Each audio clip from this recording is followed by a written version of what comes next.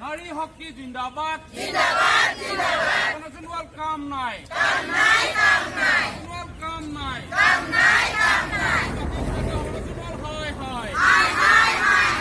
মাটি কথা কোৱা হ'ব নচোনোৱাল হয় হয় মাটি কথা কোৱা হ'ব নচোনোৱাল হয় হয় বাতিল হ'ব লাগিব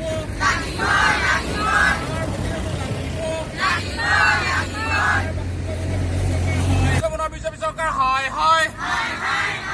অমিত শ্বাহ মুন্দাবাদ অমিত শ্বাহ মুন্দাবাদ তাৰ বাতিল হ'ব লাগিব তাৰ আমি নামানো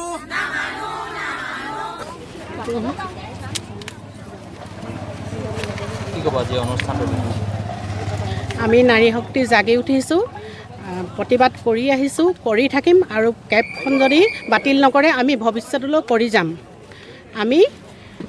কনকলতা মূলা গাভৰুৰ দৰেই আগুৱাই যাম আৰু আমি নিজৰ মাটি কেতিয়াও বাংলাদেশক নিদিওঁ এৰি নিদিওঁ